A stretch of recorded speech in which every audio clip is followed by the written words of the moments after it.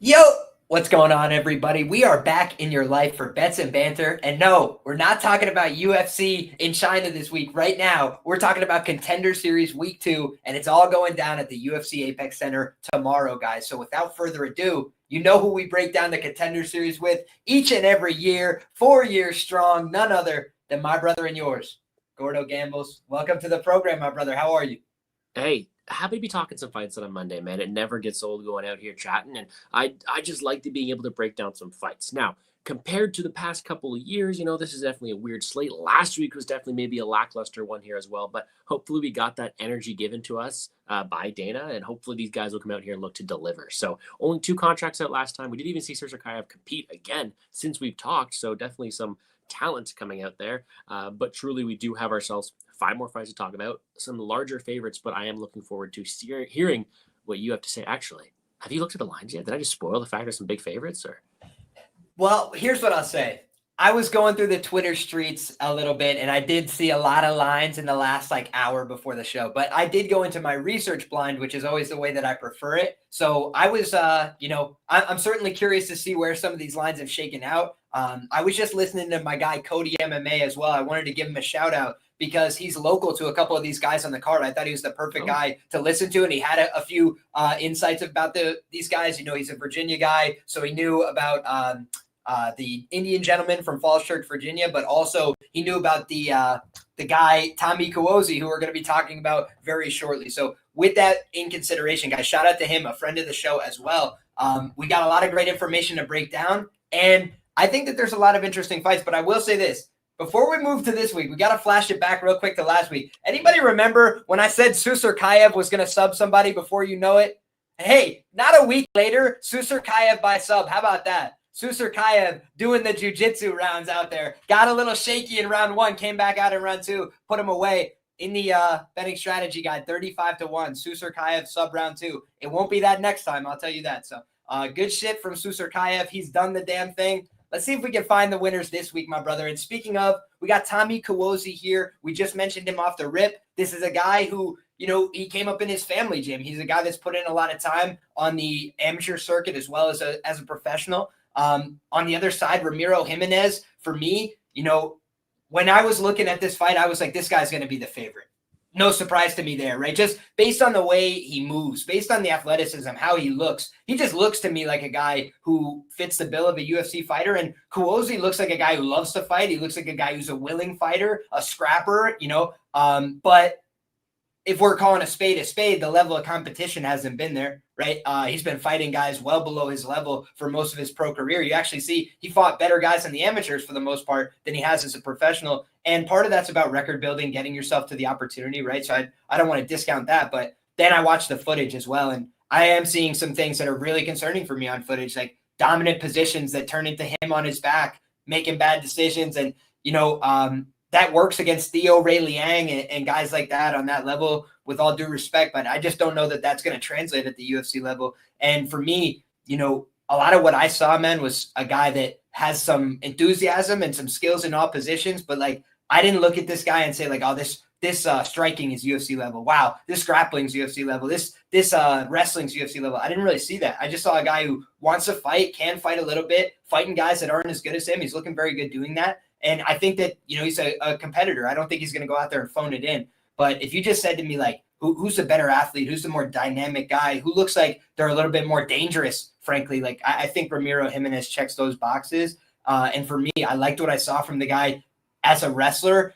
He's trying to do the right things defensively. He's getting back on people offensively when he gets the opportunity. He's making them pay on the mat as well, looking for submissions. But he's also the kind of guy that can knock you out dead on the feet, hurt people really bad, walk people down, stalk them on the feet as well. So I like a lot of what I saw from Jiminez. I thought the distance control was there. And I think that this is a guy that is ready to fight in the UFC. So, he's got to go out there and prove it. He's got a tough opponent in front of him that's going to make him earn it, going to be game out there for, as long as the fight lasts. But I think Cuozzi is going to be running onto some big shots in this fight based on what I saw on tape. What do you think about this one, Gordo?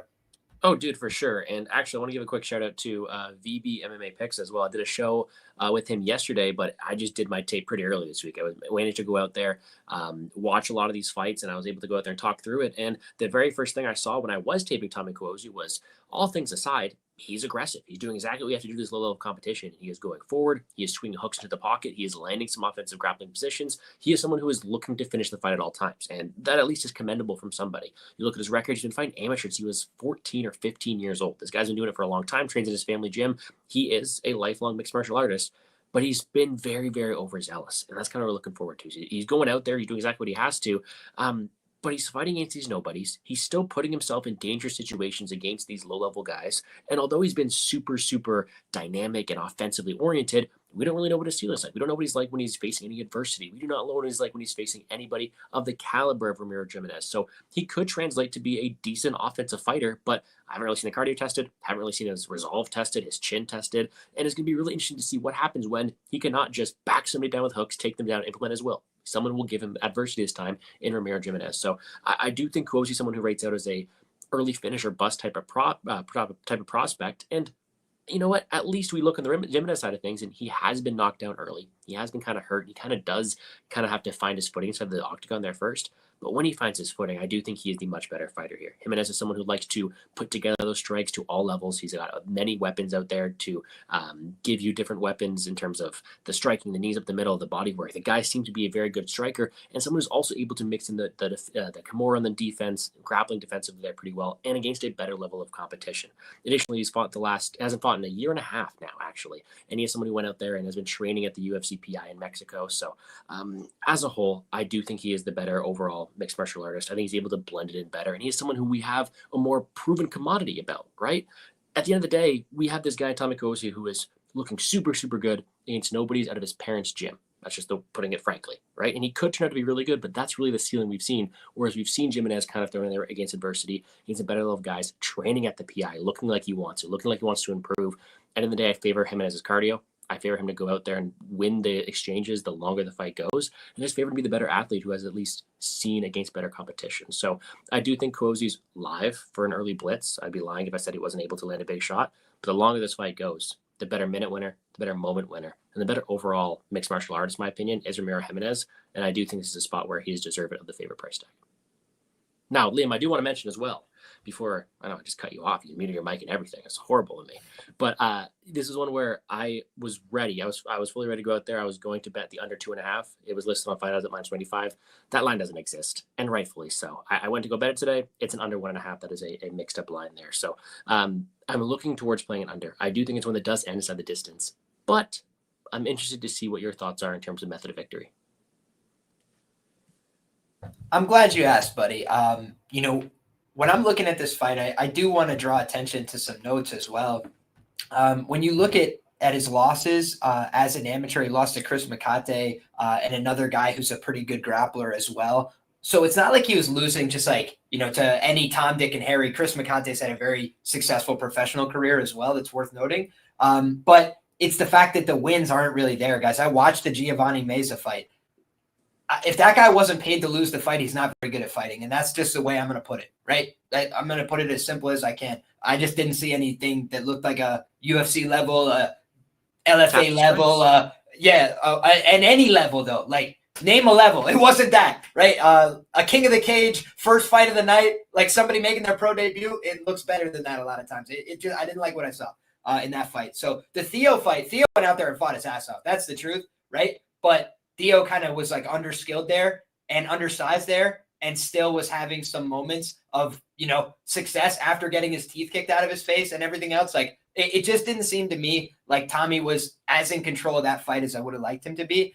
Jewish Better in the chat says Theo took his back for a little bit. Yeah, I mean, just positions, like having good positions to horrible positions multiple times on the film. And that's not what I want to see on those level of fights. So when I'm looking at this fight, I think that Ramiro Jiminez against everybody is pretty dangerous, man. Like, I just think he's the kind of guy that if you make it the full 15, you're gonna get some damage. You're gonna get cut up a little bit. You're gonna be in some bad situations probably in the fight more often than not. Even when the guy's getting taken down, the one thing I will say is his kind of style sometimes does invite action. If you were saying like, Liam, how would he lose this fight? If you're talking about Ramiro Jiminez, who I do think will win, it's like I think he does have a tendency at times to give his back to stand, to try and like make a quick turn, get back up to his feet, kind of expose his back. maybe that's where somebody like Cuozzi could try and take advantage, be opportunistic, hop on his back. We have seen guys like Devontae Sewell take his back in the past, but I liked what I saw from him there, dude. He got small. He fought hands. He made himself, a ball, got out of the position, cleared the hips, got back up to his feet. I liked a lot of the instincts that I saw from Ramiro Jiminez,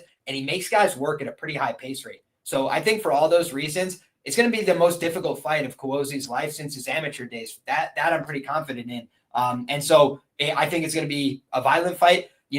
I would feel better about unders if I thought Cuozzi was a quitter. I think he's a guy that might be a glutton for punishment. He might be the kind of guy that's like wearing a smile like AJ Cunningham while his face looks like, lunch meat or something. Just like he's that kind of guy. I feel like he loves being in the fight, but I just think he's going to get damaged really badly in this one. And, Jiminez is opportunistic enough that maybe he can like hurt him, make him shoot a bad takedown and then go for the neck. So, I think Jiminez is probably going to finish it. If you press me, that's how I would say. But I also think it might be like he just routes him to a decision, 29-28, 30-27, and clearly wins the later rounds.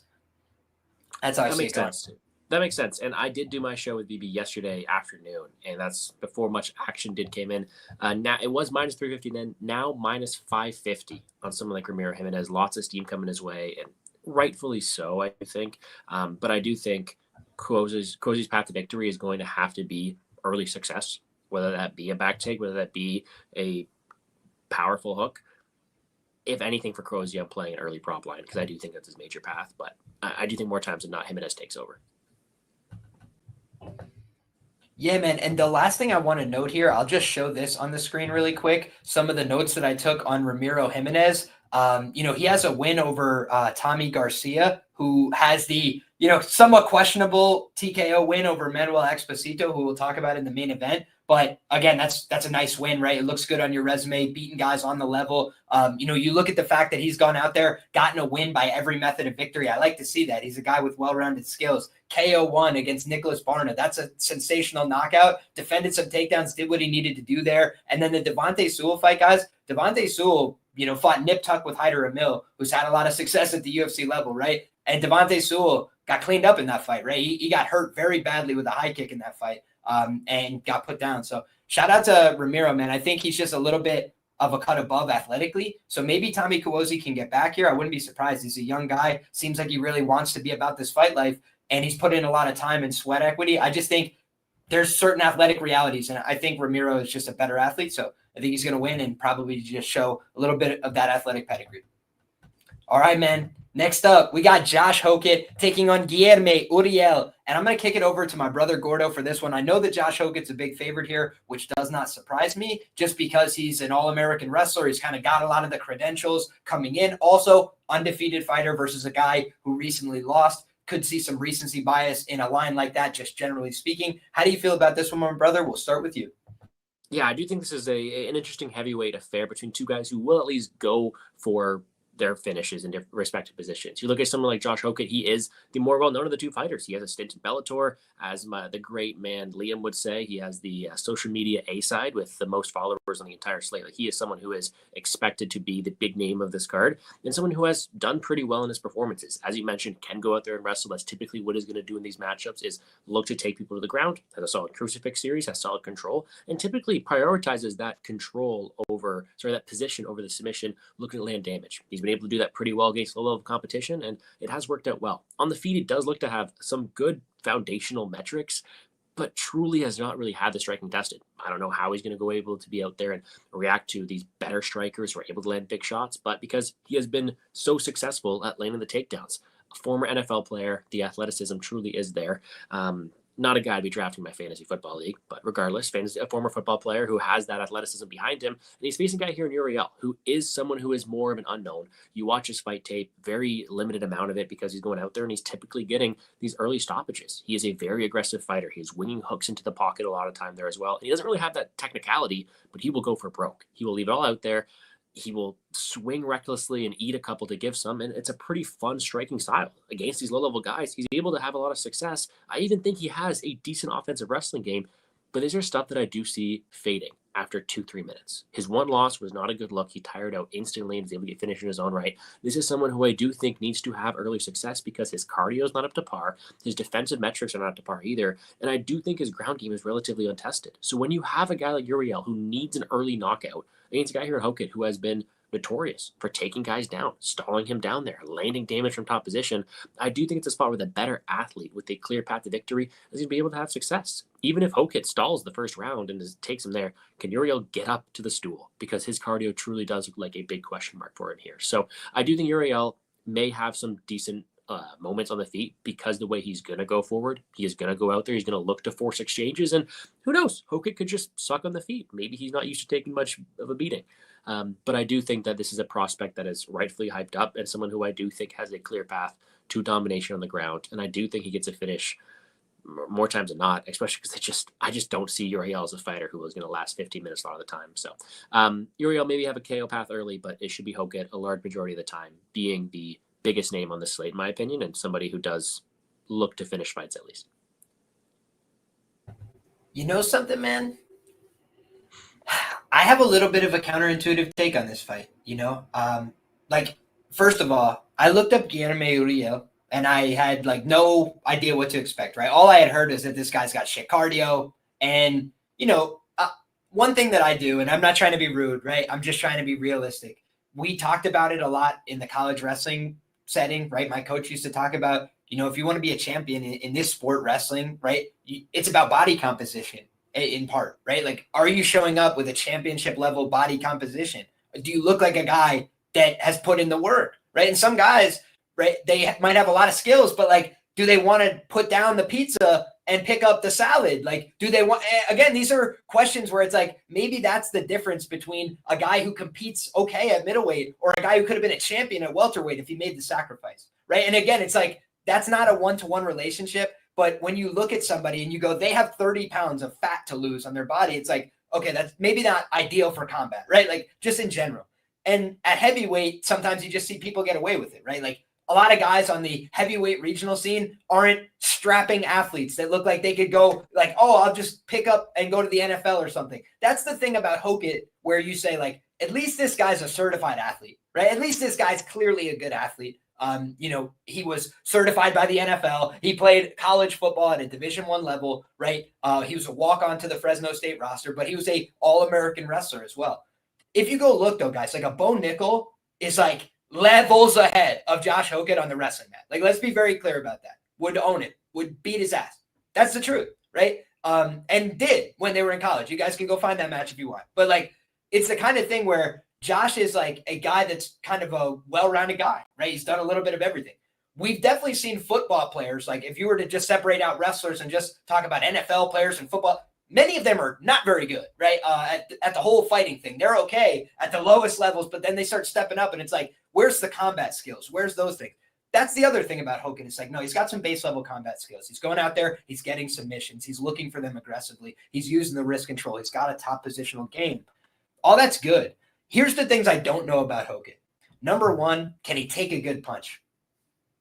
I've seen him on the feet before, right? He was on the feet for that first fight for a lot of the fight. So that's the one time you get to see him kind of move around. And he looks like he can move okay. He looks like he's got decent understanding of what he wants to do. Does he take a great leg kick? No, not my opinion, right? I think he's kind of really awkward about taking leg kicks and runs away when he does get hit by them. And that works against guys that aren't very good at anything, right? Again, with all due respect. But you look at this guy, Guilherme Uriel. I found a video of him doing jiu-jitsu on his own personal YouTube channel, guys. You guys can find this yourself. There's multiple copies of it, though. The promotion posted it, and then he posted it. And if you look at that video, this is my guess. I could be totally wrong. He looked like he was 170 pounds. He looked like he was 185 pounds, right? He looked like a much smaller man at the time. He actually has some jiu-jitsu, though. I will tell you, watching him, I was wow, this guy can move a little bit. Then you watch him in, his fights, right? He has one win on his record where a guy shoots in a takedown very early in the fight. He guard pulls a guillotine with 100% conviction and puts the guy to sleep very quick, under a minute, asleep in his guard, right? How many heavyweights can do a fucking guard guillotine? Not a lot of them. right? I'll just tell you guys, most heavyweights, the thing I love about betting a wrestler against a heavyweight, they don't know a jiu-jitsu. They never heard of a jiu-jitsu. They don't know how to do anything on the ground. So you take them down one time and then they're freaking roly-poly-olying. And that's it. And they don't have any defense. You grab a hold of their wrist, you punch them like Jailton Almeida. Guys, he made a career of doing this, by the way, in the UFC. The guys that are not very good, take them down, throw them around. They're terrible on the ground. Make them look bad, right? Posture up. Do a couple of these. Easy money, right? Free money. And it's like, you look at Guilherme Uriel, and what do I see? He throws mostly straight shots, right? Like when he does go, he throws some straight shots. If somebody gets wild with him, he gets wild with them, right? They start throwing hooks at him. He's like, fuck it. Let's do it. Like he's one of those guys that he will bite down and swing. I've seen this guy get hit the deck, get back up, and then beat the shit out of the other guy, right? That Lucas Camacho fight, I think most guys are just done after the first 90 seconds, right? He got dropped bad. He got hurt bad. He got back up. He then gets hit with another right hand after he just got himself off the mat, recomposes himself, and then goes on offense. And then starts beating his ass a little bit. And Camacho had to like take a couple deep breaths, wait for the guy to pass out. Like the guy just spent everything trying to finish him, didn't get it, and he was like, fuck, now I have nothing. And the guy finished him. That was a little bit of a wake-up call for him, in my opinion. Because now you look at him on the scale for Contender Series, he doesn't have all the same extracurriculars. Am I saying he's the best-looking guy, you know, in terms of his physique on the show? No. But you can tell that the guy's in better shape now than he was in some of those regional fights. That's a personal opinion. If you guys disagree, that's fine.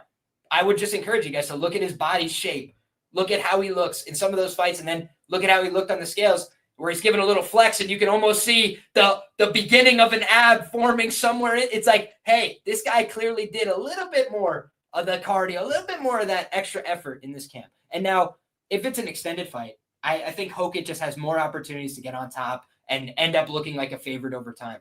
But what are the things that tend to give wrestlers problems? I can tell you, number one, when they get put on their back, right? Because sometimes they haven't trained that shit. They're like, nobody's taking me down. Then they get taken down. They're like, oh, fuck. Did you guys see Bo Nickel hanging out in bottom side control against Renee Ritter looking like a hopeless child, right? Good guys don't spend a lot of time working off their back in wrestling. I'll tell you that. So when they get to MMA or jiu-jitsu and you put them on their back and hold them there for a second, you start putting some doubt in their mind. Maybe they're not the same guy anymore, right? And Josh Hokit's talking a lot. He's talking a lot, bro. By the way, if I was going on Contender Series, I get the talking a lot, right? There's part of it is, hey, it's a job interview. I want to make them know I'm marketable. I'm this. You guys know what MMA fans are? Fickle. You talk that shit and you come in and get beat, they'll turn right on you, bro. They'll be exact fraud checked, bum, loser. This guy sucks. How many times have you guys seen it? This year. Josh Hokit has 5 fights. So before the hype train gets too off the station, like I think Josh Hokit could be a serious guy. I think he could have play.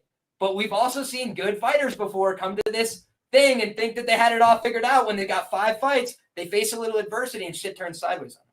And things don't go their way. I can tell you that Guilherme Uriel is a guy that if he gets dropped in this fight, that doesn't mean the fight's over. Because I've seen him get back up off the canvas and say, let's keep going and let's find out for real. And then he went down when he had nothing left to give. Fair enough. But I've never seen Josh Hokit pushed. Never seen him pushed, guys. He's beating up guys. By the way, I go through, for all these fighters, I talk about their quality of competition, right? We'll go look at Josh Hokit and the profile that I put together on Josh Hokit and quality competition. No fights against quality competition. That's what it says, guys, because he has. Show me the quality guy he fought. Doesn't exist. He's fought a bunch of guys that he's supposed to beat. God bless him for it. He's done his thing. You know, that belly down armbar, not bad, right? But you know who's got an armbar on their record? Guilherme Uriel. You know who's knocked people out on the feet? Guilherme Uriel. You know who's got a decent double leg that he fucking takes guys to the ground with like that? Guilherme Uriel.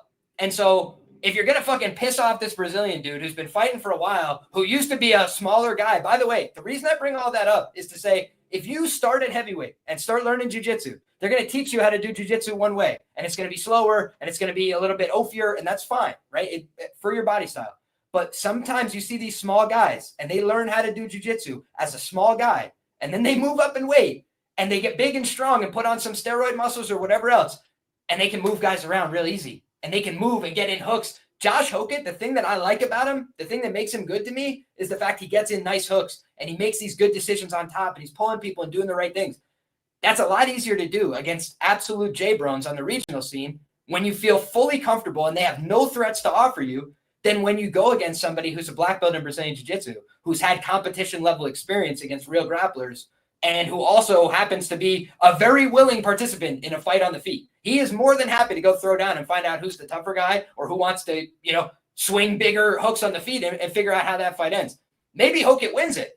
But have you ever seen Hokit exchange hooks with somebody and live to tell about it? I haven't. And I've seen Uriel do those things. So it's just like, for me, the more proven guy coming into this fight is Guilherme Uriel in terms of MMA. The cardio, a little different. The back class and the pedigree, a little different. But this isn't a weight class where it's like, super easy to predict, right? Like the variance of a heavyweight fight is that sometimes a guy who's way better gets bonked one time and then he's doing the fucking salsa 30 seconds into the fight. And you're like, how is this happening? I just look at this fight and I say, you got a guy with not that much experience who's running a big check before the fight. Chael Sonnen talks about it's not the fight that's the most difficult. It's the fight that you thought was going to be easy that is harder than you thought it was going to be. And what if he takes this guy down and dude throws up an armbar attempt and now you're back on the feet? And now everything you thought you had figured out is like, oh shit, I got to get back. I got to recompose. I think Hokit can be real deal Holyfield. Not trying to take away from it. But I'm just saying, I'm not ready to say that the other guy is a complete bomb and he sucks and he's never going to win a fight. I've seen enough heavyweight to know fat Brazilian guys do fine.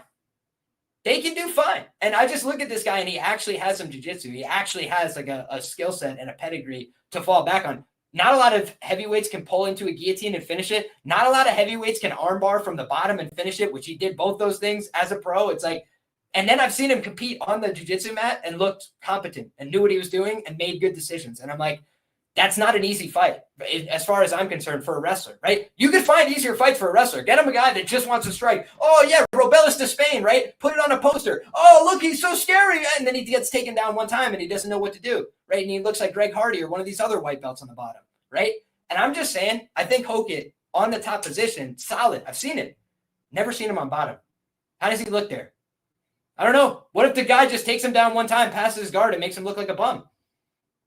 Like dead serious. So for me, I think that this is the kind of fight where at the price, it's going to be a dog or pass for me. I think that, I understand the willingness or the want to fade Uriel's cardio. If you say like unders because I don't trust this guy to make it deep, like all that, fair enough. But if it's a 1-round heavyweight fight and you're giving me like a plus 350 on the guy who is like, he's probably a little bit more proven for knockouts, right? I've seen Hokit hurt one guy with a jab and then take him down and instantly sub him. That guy isn't good, right? Like that guy doesn't win fights very often. He's not very high level. So I just think ultimately, man, like one of the strengths I've always had on this show is trying to just like look at each fight for what it is, not like take the odds and then like make my opinion after. And I respect Hokit, but like I understand why he's a big favorite. It's because his name rings out. People know it. Right? He's got more respect and he hasn't taken an L. But I also know how fans are. And it's like, if Josh Hokit had lost one fight, then this could be a pick'em, but he hasn't because he hasn't fought anybody good. So it's a unknown for me, and unknown should push the line just a little closer to 50-50 than where it's currently at. So for me, it's a dog or pass, man. Your reaction? No, I'm all for it. Like I said, I'm not going to change my pick. I still think Hokit's the deserving favorite. At the line, sure, I'm all for it. I do think it's a spot where I prefer an under look in it because you look at someone like Hokit, he is progressing to someone to like a crucifix position. He's attacking the headlocks. He's attacking the arm bars. He's doing all this kind of stuff. So at least he's going out there looking to finish the fights. Whereas Uriel, he's never not looking to finish the fights. As you said, he's jumping these submissions. He's going out there and he's looking to swing hooks on the feet. Like he is somebody who is looking for a finish at all times. And Hokit looks like a guy who is also looking to advance position. So I think an under is a play I would look. If you are so bullish on the Uriel side, again, we have a plus 340 favorite, plus 325 to win outright. Would you like to get fancy and sprinkle any props? What is your preferred method of victory? I mean, dude, here's what I think. Number one, I think that when you look at Josh Hokit, I always talk about what people preference. I don't know that this guy's got a big preference, dude. Like he's trying to get on top of people and dominate them physically. And then if he can get the choke, great. And if he can get the ground and pound, great. Like I think he's an equal opportunity kind of finisher there. So it would, for me, be a numbers game, obviously, right? On the other side with Uriel, I think that probably better chance to knock out a wrestler than to submit him. But again, it's like he's kind of an equal opportunity guy. That's true by the records, but it's also like just watching the way that the guy fights. Like sometimes he shoots takedowns and sometimes he just swings wildly on the feet. And I think that if he had that one fight to do over again with Camacho, he probably would have wrestled. But he literally just went out there and like got clipped early and was like, all right, fuck it. It's time to bite down on my mouthpiece. So everybody's saying like, does he have 5 minutes of cardio?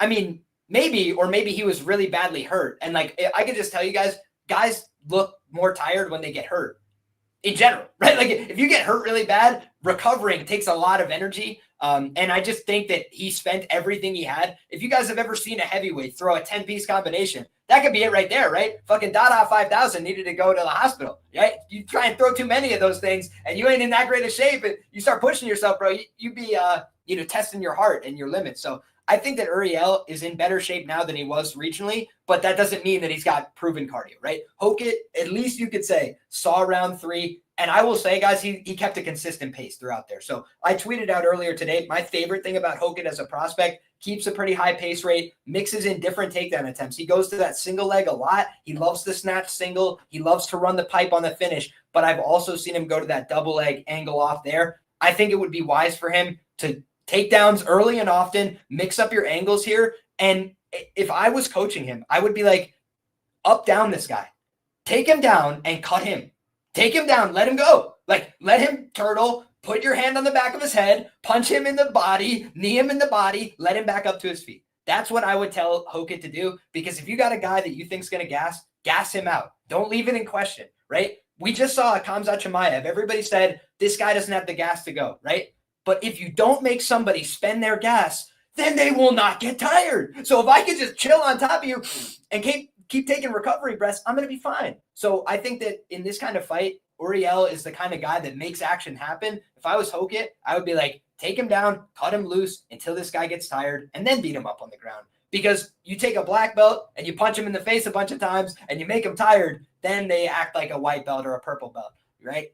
Blue belt, right? You make it a lot easier on yourself. So I just don't think he wants to like shoot a takedown right away and play around in this guy's guard or something. That for me sounds like a recipe for a humbling loss. And I will just say, guys, the record of guys like talking real wild and reckless coming into a Contender Series fight, I don't know that that's had great results either. I'd have to go back and check the stats on that. I don't want to just go based on vibes, but I do think that a lot of guys have talked big and then had to come back for a second season and figure it out. So just something to watch for. All right, folks. Next up, we got Lewis Lee Scott taking on, please, guys, if I butcher this, I apologize, Kaushik Saikumar. This should be an interesting one, man. Like, we just had somebody miss weight, Gordo. Really disappointing, right? Probably blew his opportunity before the fights have even gotten rolling. And he also had to suffer to do it, right? He went out there. He tried to make the weight. I think it was 137 and a hook. They said, nope. He went back, came back at 36 and a hook. Still doesn't make it though, right? So he went out there and cut the extra. He tried. He did everything he could. Still couldn't get it off. So now it's the kind of guy where, what is his motivation? Like, I would assume he still comes out here, trying to make a great impression and do everything right. But, you do just wonder, like, did this fuck up his process? Is he maybe mentally not going to be where he needs to be for the fight? But I'll just say this, man. I'll lead off on this fight. I don't think Kaushik Saikumar is ready for the UFC, period, point blank. I think it would be a disaster for him if he gets there. Honestly, like, just trying to call it the way I see it, right? Like, watching this guy fight, I'm not seeing a consistent round winner. I'm not seeing a guy with a great process. I'm seeing a guy that has some good skills. I watched his grappling matches, try and give myself a better idea. I watched one grappling match. He looked okay. I don't know the quality of that opponent. I watched another match against an opponent that is a little bit better on the grappling scene. That guy took his lunch money, I will just say.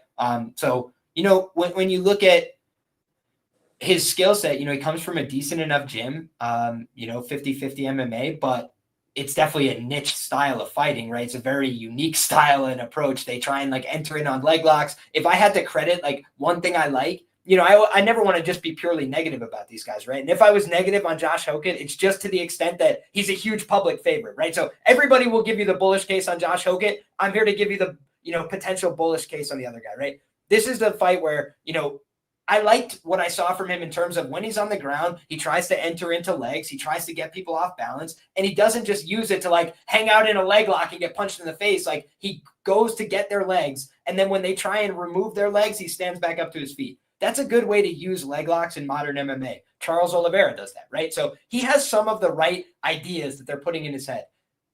But the fight that he had, guys, where he just won via knockout in the third round, that was a comedy, guys. If you watch that fight back, he's laying on the ground for minutes at a time. Like, don't do that. Like, it looked like Polyana Viana, Tabitha Ricci, deep cut. When you go back and look at this guy, like, I don't like guys that hang out on their back, period. If you do that at any point in a fight, yeah, I'm going to be pretty sketched out by you moving forward. When you look at how he fights on the feet, he's got a decent left hook. He's got that nice knee up the middle, like I mentioned. He could throw a pretty decent calf kick, but he's got an upright stance. His chin's kind of like there for the taking at times, and I don't know that he makes the best decisions on the feet. I had mentioned before, kind of a jack of all trades, master of none for somebody else. It's like, I think he's okay at everything. I don't think he's very good at anything. I think his striking is probably his best attribute, and I don't think it's that stellar. So the one thing I will say is, if you look at Louis Lee Scott and the time that he got knocked out, it was by a southpaw. It was by a guy who was throwing a lot of kicks, kicks up the middle, kicks around, left hands as well. And he was finding the mark with that. So that was in his amateur days. It's been a while, right? But I think that's probably the best way that Saikumar could try and get to this guy is like, hey, land some big shots. Maybe I could hurt this guy, buzz him on the feet. And if I can't knock him out standing, then maybe I could try and enter in on legs and get creative there with my grappling when he's already a little buzzed. I just don't see it, man. I think Louis Lee Scott is gonna beat him up. I just think he's a little bit better. I think he mixes in the takedowns if he needs to here. I think he could probably stay safe on top if he does so. And he's got so much more experience to fall back on just in terms of like overall MMA. Kaushik Saikumar, he does have some fights that aren't on his topology, but like, again, when you talk about the quality of competition, I don't think he's fought a very good fighter yet, honestly, ever. And so like just looking at Louis Lee Scott, he's fought several good guys. My quality of competition meter was really high on this guy, which is why it's so disappointing that he's not going to be getting an opportunity. So for me, I think that Saikumar could eventually make it to the UFC, but for me, this is a guy like a Panfarov or somebody like that. They're going to need multiple attempts to make it in via this method. Same thing with Stephen Wynn, right? Another example. Guys that maybe have some skills and you could see some things that are interesting, but like they're just raw right now and don't really have it all put together. I think Louis Lee Scott is a much more put together fighter. Gordo, the floor is yours, my man. How do you feel about this fight? It's going down in the bantamweight division, but Louis Lee Scott, 136.5. Yeah, that was certainly interesting to look at him missing weight there. I'm not going to lie, but I'll be honest without getting in too much trouble here. I went out and I saw Saikumar. I saw a undefeated Indian prospect, and I didn't think much of it. They haven't had the best track record. I'll be completely honest. I was more impressed than I expected to be, if I'm being completely honest. I think he is someone who does have a decent ground game. I think he is someone who can counter-strike decently, but everything is just like, meh. I think he needs to be in dominant position on the mat for him to succeed. I think he needs to be the one with an opponent who also wants to counter-strike to go out there and succeed, because as good as he can be skills-wise, he is very accepting of the back foot on the feet. He is looking to counter. He's willing to be walked back down. And against someone like Louis Lee Scott, we're going to find out how it looks, because Scott will take the front foot, right? So when you have somebody like Saikumar here who's going to take the back foot, the striking doesn't look like a strong suit for him here. So is he going to be solid enough of a wrestler to dictate the place where this fight takes place? And I don't think so. As much as I think he's a decent grappler, if he can't get it down there, how is he going to go ahead and use it? You look at his wrestling entries, I don't think they're that solid. And you look at like someone like Scott, he is defending plenty of takedowns into the 4th, 5th round against a higher level of competition, in my opinion. If Louis Scott wasn't going down to that guy, is Saikumar really going to be the guy to make the difference and take him down?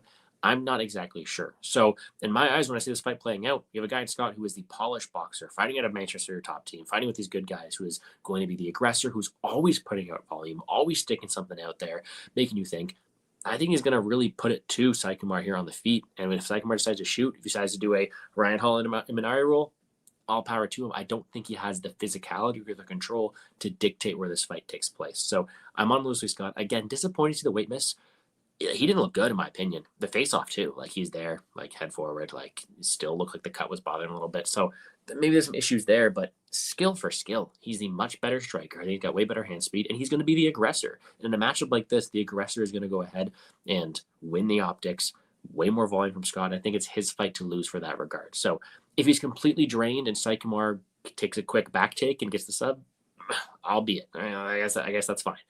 But the large majority of the time, Louis Scott's going to keep this fight upright. He is going to be the guy going forward, putting out a ton of volume, a ton of different looks, and just look to piece up against Saikumar, who has been accepting of the back foot, accepting of bottom position, and just a guy who hasn't really looked to be the tone setter in the matchup, if that's a good way to put it. So I'm on Louis Scott. No hot take here. I'm not going out here picking a big underdog. I'm taking the favorite. And I'm upset to see him not make the weight because I do think he has a decent overall skill set to succeed, but who knows? Who knows if he'll get the opportunity? Yeah, man. A couple of things worth noting here. He's still 25, right? So when you're 25, number one, you get a little bit of a longer leash as far as I'm concerned with making some mistakes, right?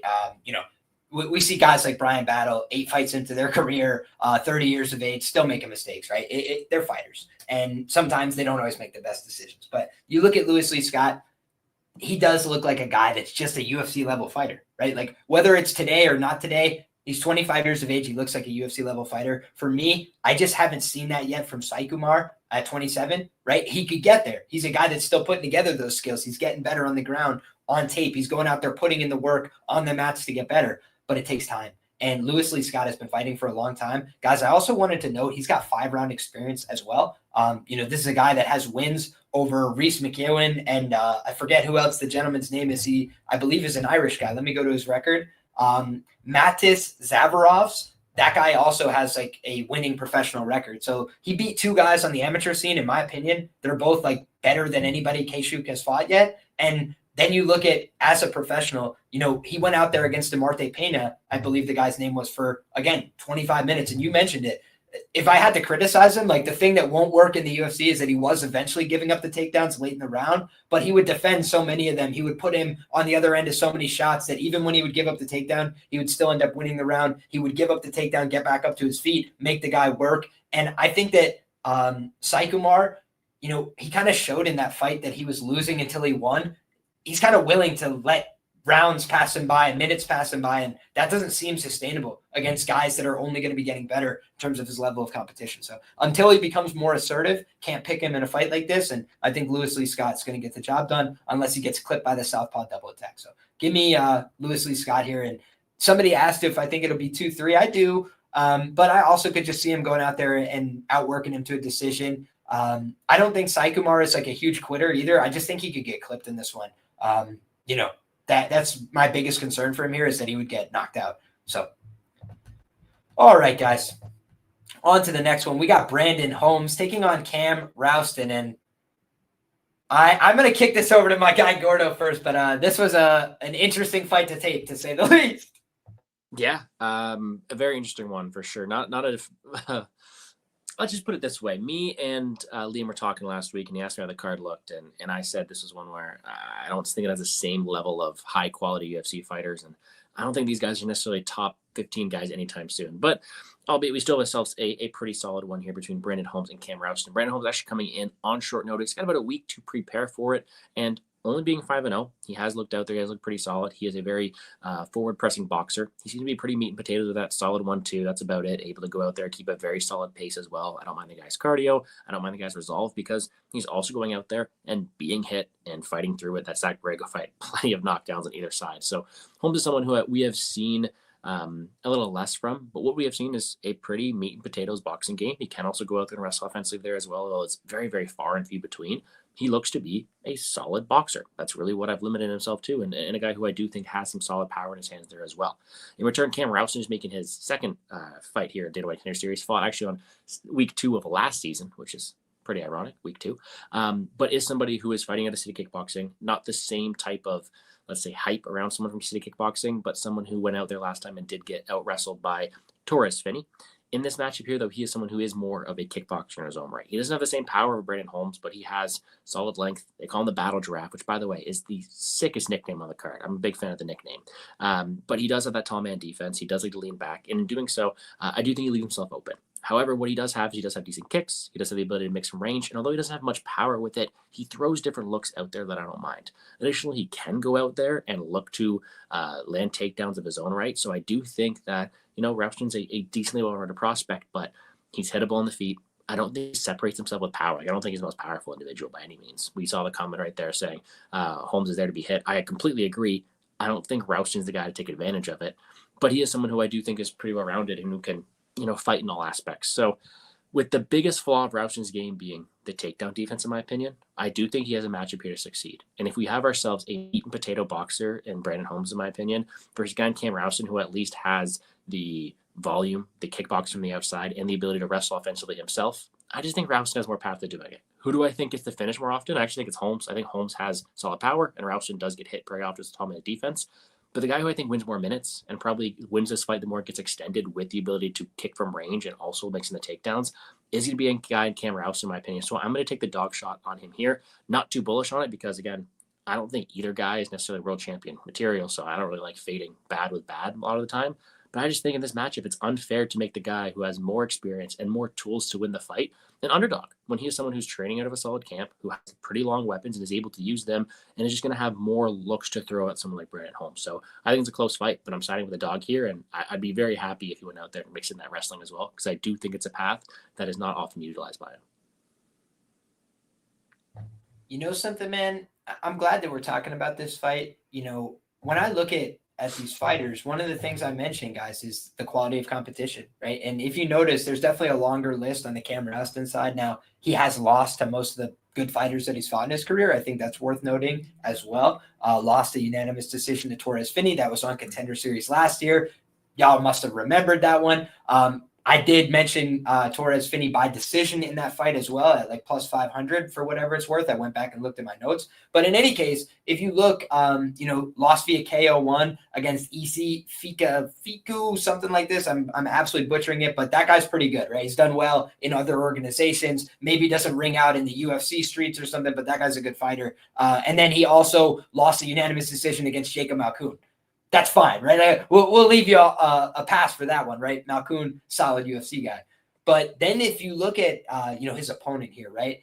His opponent, Brandon Holmes, he has only fought two guys that I think are like worth talking about in terms of like the quality of competition, right? Which is Zachary Borrego, a guy that fought on Contender Series and got cleaned up, right? He was a sacrificial lamb there. But, he really pushed Holmes in that fight. Holmes had done some good work at various points. He had him hurt many times. He dropped him in that fight several times, but like Borrego hurt him bad, like had him doing the absolute salsa, like, really, really bad looks in that fight for Holmes, as far as I'm concerned. And I think Borrego is 6-6 as a professional, not a high level guy, right? No disrespect, but just a guy that is a regional level guy at best. And then you look at as well at what Holmes was able to produce against, I'm drawing a blank on his name. I'm going to pull it up here. Brandon Holmes fought Nick Galante, guys. Nick Galante's corner is getting on him. Like, go out there, and if you just trust your hands, you can knock this guy out. And he's shooting takedowns despite this. He's, like, not listening to Dante Rivera. And then with, like, 30 seconds left in the fight, Holmes is, like, still trying to go for the knockout, and he's, like, throwing some punches up the middle. The dude throws a spinning elbow or a spinning back fist that looked like it was, like, a throwaway spinning back fist. And again, guy gets absolutely rattled. He's like, got the 1,000-yard stare, grabs a hold of the clinch, and just like desperately holds on until the end of the fight. Not a good look, So you take a guy, in my opinion, that has barely eked out the wins that he's gotten in the two like competitive fights of his career. And I'm not like, yeah, slap a minus 150 on it on a week's notice. And like, what could go wrong? It just seems to me like you mentioned, maybe Cam Rowston has more paths to victory. I noted in my research, at least one win via all methods of victory, 6 wins by sub, 4 wins by KO or TKO, 1 win by decision. But I believe he has a, what's it called? Does he have an amateur win by decision? I think he does. But in any case, it's like this is a guy that goes out there and he's shown he can win a number of different ways. When he's lost, the decisions, right? It's against Torres Finney, absolute smothering wrestler, and then against Jacob Malkoun, absolute smothering wrestler. So it isn't like he's losing a lot of striking-based decisions either. So when I look at this guy, I do think Cam Rowston could get clipped on the chin. You know, like he's the kind of guy that has awkward moments in his fights as well. But both these guys could get clipped on the chin. That's the way I see it, right? Like I think you are correct that Holmes is a little bit more powerful. But the one thing I will note is like Holmes did a good job with his first layer takedown defense. That's how I'd put it, right? Like he doesn't let a lot of guys take him down. But when he's on the ground, like he's kind of getting away with just being a physical hoss, in my opinion. Like a lot of the time, like he's just like, oh, like and just does something hard and like guys kind of go where he moves them, right? He's an athlete. But that shit does not work when you go against other guys that are like strong and athletic and, you know, of the level, right? It was why I thought Chimaev was going to kind of bully ball DDP, right? DDP is normally the big, strong guy who can wrestle you around if he needs to. And it's like Chimaev is that, but like way better at it, you know?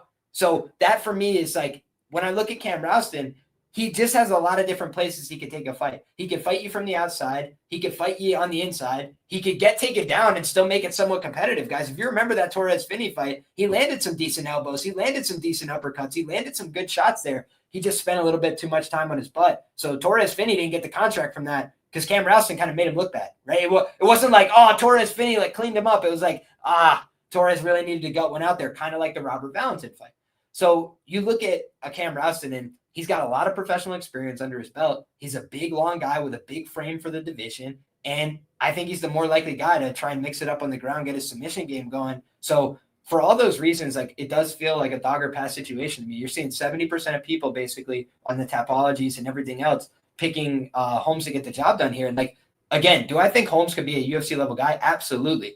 I just think he's very, very green right now. And when you look at Cam Rowston, he's a guy that's been paying his dues. And when I look at his fights, he doesn't jump off the page like he's going to succeed in the UFC.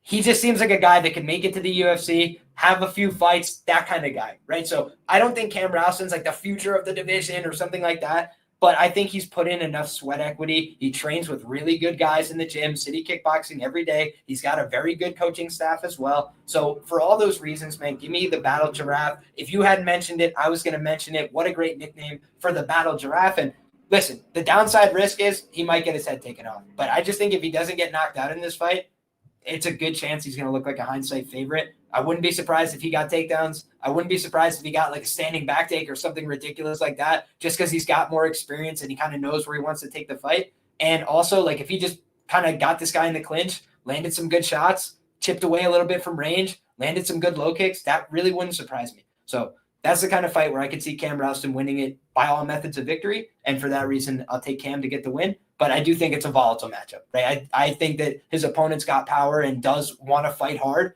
But if you come in on short notice, you know, I didn't think that his cardio was like super exemplary again, because he got, I will say he had the cardio to recover from getting rocked in the third round. But I thought his opponents were kind of visibly slowing down in front of him. And that was more of what we were seeing than him like having a massive gas tank or something. So we'll have to see.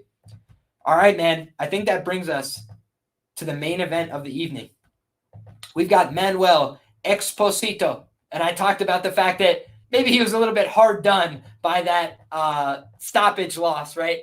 He did lose a decision fair and square, though, on his resume as well, 13-2 as a professional. He's taking on Jose Delano, Zay, on the other side, a big favorite I'm seeing right now on Tapology. He's the older guy here, 28 years of age compared to 25 for his Argentinian foe. And he will be standing a little bit taller in this matchup, a little bit longer reach for Delano, the Brazilian. Gordo, we'll start with you, my man, on the main event. What do you think about this featherweight showdown? Do you agree with me that Jose Delano is ready for the UFC? Oh, I do think this guy is ready. I do think when we look at all we talk about all these prospects on this card at least, and we talk about the level of competition, and we talk about what they're able to go out there and do. Delano's been there. He has some proven tape against some solid guys, including some UFC caliber guys, and he has continued to show it out. I mean, even in his one loss against the UFC guy, Gabriel Santos, coming in a tournament and survived there as well. Delano looks like he has a very good skill set, whether it be the ability to dart in and out in the feet, to land a lot of shots out there as well, to be a very good visual minute winner striker with decent power, but also to scramble defensively, to have some good ability to defend takedowns, to even land some of his own. He seems like a very, very well-rounded fighter who can fight in all areas. I like his physicality as well, and I like his ability to go out there and just be a very fluid striker to land a bunch of shots there as well. I don't know if I have that same air of confidence for someone like Exposito. He is someone who hasn't always looked the best, especially when he's facing low-level guys, and someone who is more so a lack of technicality, but more so a brute force going into the clinch there. He's going to swing his way into the pocket, look and land takedowns. That's kind of the way it is. And in doing so, sure, he's got a solid back take, but he seems to be submission over position. He leaves himself overexposed in spots there as well. And he doesn't have the same control you want to see from a guy whose entire style is to take people down inside the clinch there as well. So although I think, sure, maybe there's a path that Exposito can go out there and get the back, maybe look to catch him with something inside some scrambles, I think Delano's to be a step ahead. I think in the striking, there's a clear brute force physicality guy versus a clear technician in Delano. And I think Delano's able to separate himself with that spot there as well. So I think he goes out there, lands more volume, lands more fluid shots there, and is able to just take over as the fight goes on, fending off the takedowns, landing the bigger shots from distance. Typically, Argentinians have been, pretty durable. They're able to eat a few shots. So I don't know the exact method of victory, but I do think the more proven and skilled fighter at this point of their careers is Jose Delano, and I do think this is his fight to lose, considering not only has a clear striking advantage, but the physicality and scramble ability to keep this fight upright as well. Yeah, man. I like Delano here. Watching back Exposito's film, he's a tough guy. He's a willing swinger. He can go out there and attempt some takedowns. And, I think that he's a really fun regional level guy. I think he could maybe eventually find a role as like a UFC TV level fighter or something like that. But, he's got a pretty small frame for the division. When you look at Delano, he's a little bit bigger, a little bit older, a little bit more experience as well. I would argue a little bit higher level experience as well for the Delano side. And, when you look at Delano and the way he approaches the fight, he's got very sharp striking that he's developed more over time. I would say the Gabriel Santos fight, he was landing some great shots. Gabriel Santos was landing some great shots. They were exchanging well. They had a very good fight. But the thing that impressed me the most is he got hurt in that fight late, right? It was shortly before he got finished. And, you saw that Santos tried to get into the grappling, right? And while he was hurt, man, he was able to recover. He was able to get back to the top position and really surprise Santos there. Santos had to work back up to his feet and then eventually find the kill shots, that put him away with that work to the body. But that's Gabriel Santos, a guy that, really was willing to go through it there and push a crazy pace and get in his face and also had all the skills to back it up, and I thought that was the biggest difference maker. It's like Exposito, I think he could apply some pressure and try and do something similar in that regard, but I don't think he has the layered offense. I don't think he's got the grappling of a guy like Gabriel Santos, frankly.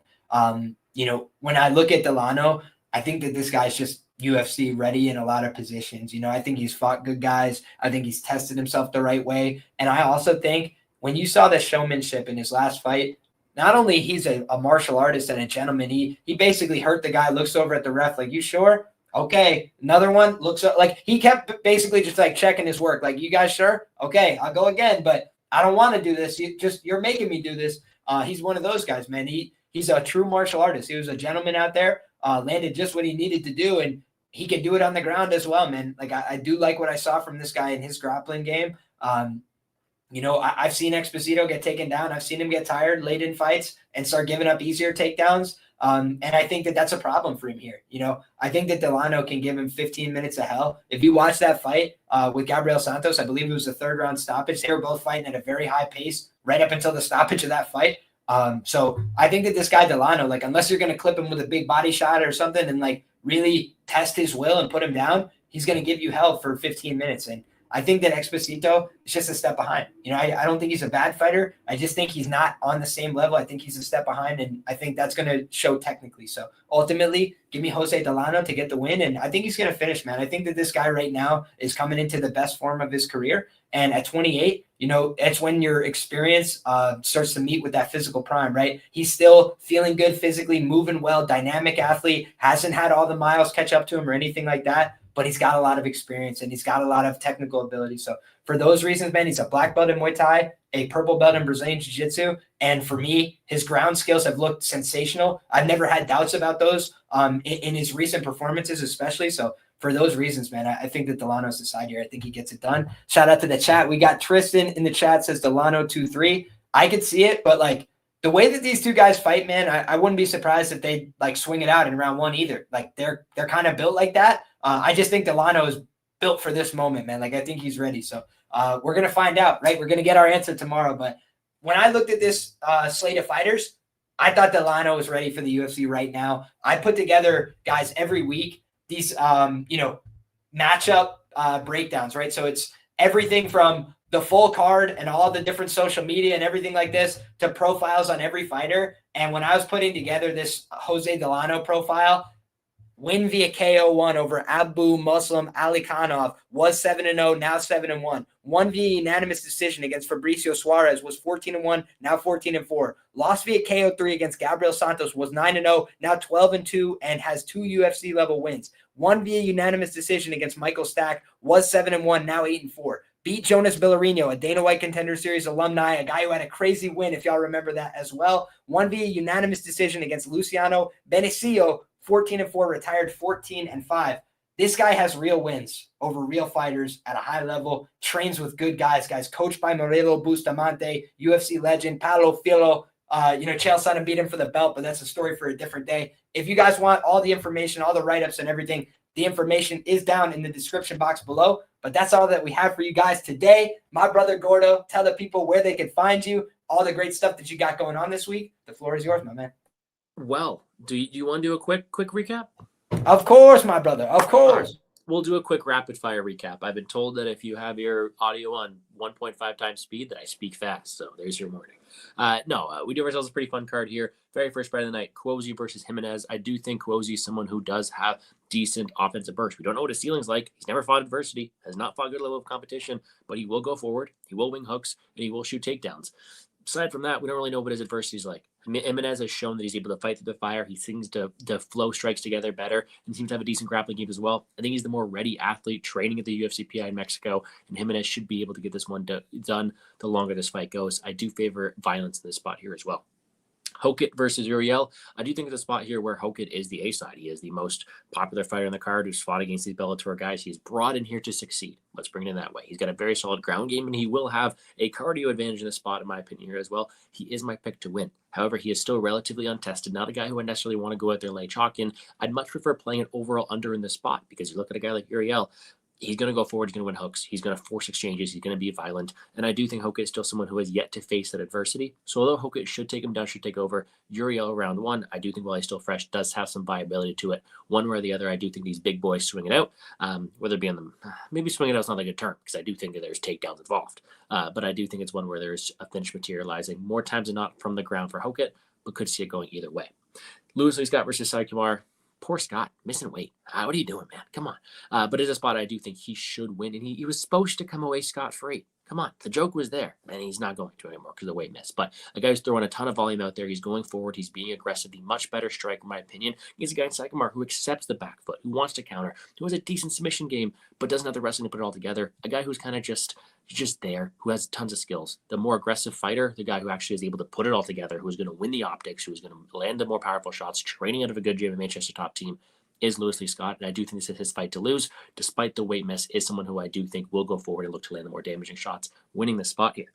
Holmes versus Rowston, my one and only, actually a decently, way too confident pick for an underdog who is not very good in my opinion. The Battle Giraffe, sick fight name, someone who I just think has more to offer. You look at someone like Holmes taking this fight on short notice, pretty meat and potato boxer who has been rocked in fights before. He's going to go out and look to walk forward and land big shots. Rowston not only has the opportunity to be the battle giraffe, utilize his range and his big neck apparently, but also go out there and land more shots from the outside to mix in takedowns from his own right and just to win the optics with a better level of competition. We haven't really seen Holmes fight too much. He's going out there and getting dropped by Zach Borrego.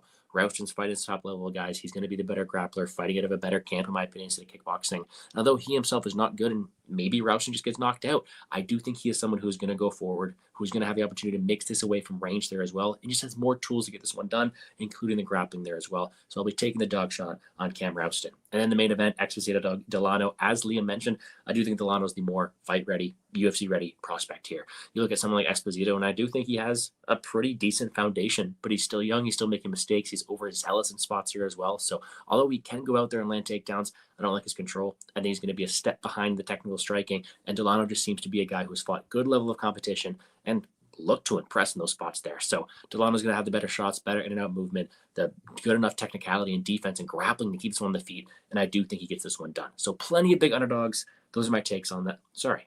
Plenty of big favorites. You know, you see my face up on the big screen. I get kind of nervous, you know?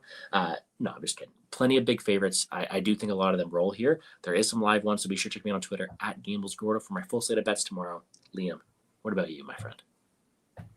My brother, let's bring it back to the beginning here, and we will go over each and every one of them. You absolutely killed it on the quick card breakdown. Let's see if I could do the same, guys. We got Tommy Cuozzi here taking on Ramiro Jiminez. For me, this is a tale of, hey, Tommy Cuozzi, I don't think he's not UFC level, like stamp it, certified, he can never make it. I just don't think he's ready today. I think Ramiro Jiminez is a little bit more athletic. I think he's a little bit more dynamic, a little bit older. I think that musculature, I think that physicality could pay dividends. I also just think he's a little bit more bouncy. He's a little bit more of a fluid, fleet of foot guy. I think he's got a little bit more movement to his game. I think he's a little more fluid overall. For all those reasons, guys, I think Jiminez is the more dangerous guy. I think he's going to get the job done and get the win and get the contract as well.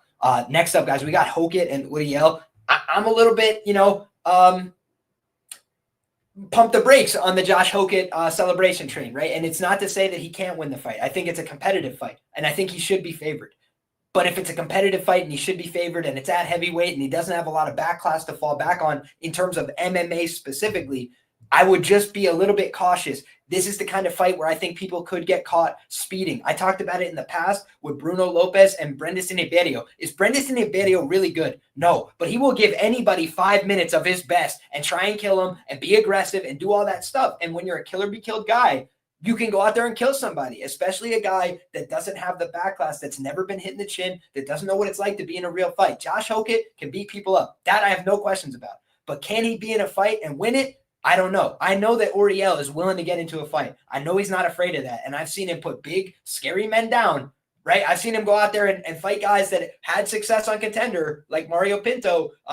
Pinto and Lucas Camacho, that was a competitive fight until Pinto killed him, right? Camacho went out there and almost got put down by Uriel. He had to take some deep breaths, compose himself, find a way to win that fight. So I don't think either one of them are like, oh, world breaking, the next best guy. But I think Uriel's the kind of guy that might give people a sweat for this first round. So I think it's under more likely than not. But I think Uriel has better grappling than people are talking about this week. And again, when I'm a wrestling prospect, the things I don't want to run into are guy that can knock me out on the feet, guy that could put me in a submission that changes the fight on the ground. And I think Uriel potentially checks both those boxes while he's fresh. So for that reason, I think it's a dogger pass situation.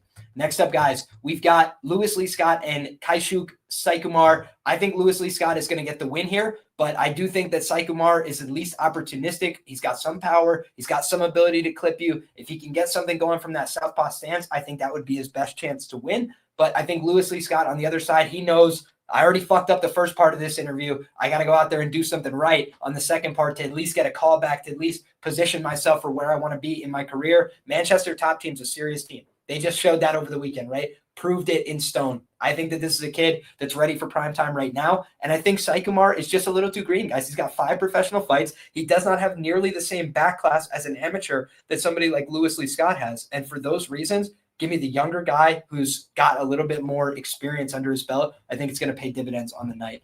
Next up, guys, we've got Brandon Holmes taking on Cam Rowston, and I'm going with the underdog here in Cam Rowston as the outright pick. It's a greasy one, right? It's a sketchy one. This is a guy, I saw him dominating, getting takedown, and he still had a cut on his hairline and was bleeding all over his own face. How he did that to himself from the top position, I'm really not too sure, but that's the Cam Rowston experience. You got to know going in, he might get hurt. He might have a little bit of blood trickling, but he's a tough guy. He's a hard guy to put away, and he's got a lot of different ways to win a fight. And on the other side, Brandon Holmes, another one of these guys that's getting a lot of love, even though he's extremely green, even though he's getting rocked badly in both of his 2 recent fights against guys that are notable, against guys you've heard of. He's getting rocked badly to his core and needing to take some deep rescue breaths, hold on to the guy, and find a way to get to the finish line. And Cam Rowston, he's paid his dues. He's been on this show before. He got a, wrestling heavy treatment. I think he's going to go and pay it back to somebody. I think he's going to shoot 50 takedowns on this guy if he has to and try and do anything he can to either get him to the ground or get him to the clinch, land some knees, kick him in the calf, punch him in the face, do whatever it takes to win this fight. I think Cam Rowston is either going to win this fight or die trying. And for that reason, I think he's decided plus 130. Next up, guys, we've got Manuel Exposito and Jose Delano. It's going down in the main event. And straight up, I think Jose Delano is just a better fighter than Manuel Exposito. I think Exposito is a fine fighter. I think that he's a guy that'll go out there, put on a great TV fight, give you everything that he has, swing for the fences. He's a guy that is not easy to put away. I do think his 1 stoppage loss was bullshit, but I've seen him get tired. I've seen him get taken down late in fights. I've seen him kind of, start to look a little bit tired and feeling sorry for himself down the stretch. And I think Delano on the other side, he's paid his dues. Again, fought tough guys, fought real quality competition, always gone out there and made a good account of himself as far as I'm concerned. And when he goes out there these days, he's looking confident as ever. His ground games never look better. His power on the feet has never translated more. I think this guy, Jose Delano, is ready for the UFC right now. And I think he's going to go out there and show that by finishing Manuel Exposito, probably in the 2nd or 3rd round. I think he's just going to be a class ahead. If Manuel Exposito makes it to the finish line, I think he will be very damaged, and I think he will have to have earned that. So for me, Jose Delano is going to go out there and try and kill him for 15 minutes. And,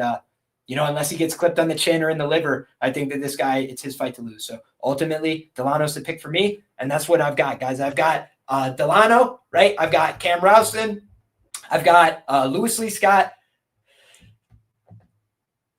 I'm going to go Uriel, but don't quote me, right? Wait till the article tomorrow. But right now, I'm fucking going very hesitant Guilherme Uriel to shock the world. And last, I'll go with Ramiro Jiminez. I think he's going to get the job done in the opener. So that's what I've got for you guys today. I hope that you guys have enjoyed the show. Like I said, if you want more from me in terms of research, all the breakdowns, whatever, that's in the description box below. I want to make a personal appeal to you guys right now. Everybody, you don't have to go far, right? Either you can go to that search bar right above, Plays and Fades Sports. You can search it there, or you can go to that description box right down below, guys. Very easy to find Gordo's channel. If you like the kind of content that we do here, we're talking DFS, we're talking MMA, we're talking about sports betting. If these are the kind of things you enjoy, which is why I assume you're on this channel in the first place, no better place to go. Plays and Fades Sports. Get my guy Gordo and his hot takes on every event. Make sure that you show love to a great guest. Gordo, anything else you got to add, brother? That was a great promo. I appreciate you, all the kind words. I'll be honest with you. This is a week I will miss content-wise. It's actually finals week for me. I have an exam tomorrow, 7:30 in the morning. We're still here talking fights late at night. So I love me some Contender series. Will not be able to tape the plenty of fights we do have this weekend at UFC Shanghai, I believe it is. But I do want to say, since I'm not doing a show this week, I have the platform here. Zhang Mingyang has been my Valentine since the start and will always be my Valentine. So we'll see how that one goes. So, no, I appreciate you doing the show as always. My next bit of content that I'll be doing will be with you next week, where we have all the same amount of fun we did this time. You can do it properly. That's where you find me on Twitter at GamblesGordo for my slate of bets. Enjoy the fights tomorrow, and let's make some money, guys. I absolutely love it, guys.